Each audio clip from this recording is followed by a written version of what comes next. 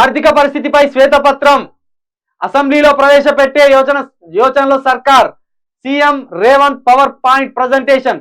కేసీఆర్ ఏ తీరుగా అయితే ప్రజల మైండ్ ని డైవర్షన్ చేసి ఇది కాందాన్ని, అరే ఇది అయ్యేటట్టు లేదు, ఈ చిన్నదాన్ని ఓ అద్భుతం చేసిండు అని ఏ విధంగా అయితే కేసీఆర్ ప్రజలు నమ్మించే ప్రయత్నం చేసిండో అదే ప్రయత్నం ఇప్పుడు రేవంత్ రెడ్డి చేసుకొస్తాడు.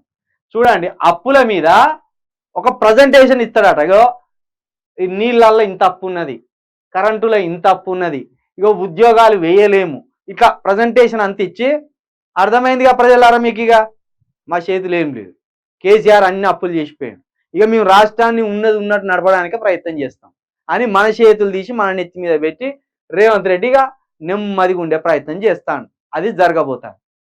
గతంలో కేసీఆర్ ఇరిగేషన్ పై ఇచ్చినట్టుగా ఇది కాళేశ్వరం అని ఒకసారి ఒకటి కట్టినాక ప్రతి గల్లీలో ఒక స్క్రీన్ పెట్టి, ఒక స్మార్ట్ స్క్రీన్ పెట్టి ఇది ప్రపంచంలోనే లేదు ఇటువంటి ప్రాజెక్ట్ అన్నట్టు ఏం చేసిండు, అక్కడున్న చిన్నకారు సన్నకారు ప్రజలను తీసుకొచ్చి ఆ పేదోళ్ళని తీసుకొచ్చి ఆ స్క్రీన్ ముందట నిలబెడితే అలాకెళ్ళి వాటర్ పోసేసరికి ఓ ఏదో అద్భుతం పోతాను.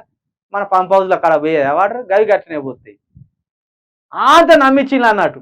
ఇగో ఇట్లా పెట్టి చెప్పేది, ఇక్కడి నుంచి ఇక్కడికి బారుతాయండి, ఇటు నుంచి బారుతాయి, ఇక్కడ 1 లక్ష ఎకరాలు ఉన్నది, ఇక్కడ 2 లక్షల ఎకరాలు ఉన్నది, ఈ ఈ పంట పండేదంతా పేదల ఇళ్ళకి వచ్చి పేదోళ్ళ తిన్నట్టు మాట్లాడిండు కేసీఆర్. ఇప్పుడు ఈయన ఏం చేస్తాడు రేవంత్ రెడ్డి, ఆయనకంటే ఇంకొక ఎక్కువ ఆకు చదివింది ఈయన.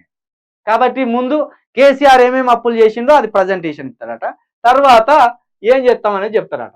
బీఆర్ఎస్ ప్రభుత్వం చేసిన అప్పులపై దృష్టి. నేటి నుంచి శాసనసభ పునఃప్రారంభం. ప్రమాణ స్వీకారాలు తదుపరి స్పీకర్ ఎన్నిక. ఇంకా ప్రమాణం చేయాల్సిన సభ్యులు 18 మంది. రేపు అసెంబ్లీలో గవర్నర్ ప్రసంగం. 16వ ప్రసంగంపై చర్చ, సర్కార్ జవాబు. 15వ శాసనసభ కొనసాగింపు. రాష్ట్ర ఆర్థిక పరిస్థితులపై చర్చ. మొత్తానికి ఇంకో 18 మంది ఎమ్మెల్యేలు ప్రమాణ స్వీకారం చేయలేదట. దాంట్లో 8 మంది బీజేపీ వాళ్ళు ఉన్నారు, ఇంకా 10 మంది ఇటు బీఆర్ఎస్ వాళ్ళు, కేటీఆర్ చేయలే ప్రమాణ స్వీకారం. ఇంకా వాళ్ళు బీఆర్ఎస్ వాళ్ళు ఉన్నారు, కాంగ్రెస్ వాళ్ళు కూడా ఉన్నారు. మొత్తం 18 మంది ఉన్నారు. రేపు అసెంబ్లీలో గవర్నర్ ప్రసంగం కూడా ఉండబోతుంది. ఏముంటది, పాత చింతకాయ పచ్చడి లెక్కనే చెప్పిందే చెప్తారు. పేదోళ్ళని ధనికులని చేస్తామంటారు, అన్ని ఉద్యోగాలు కల్పిస్తామంటారు, సుపరిపాలన అంటారు. ఈ సామాన్య ప్రజలకు అర్థం కానీ అన్ని చెప్పుకొస్తారు.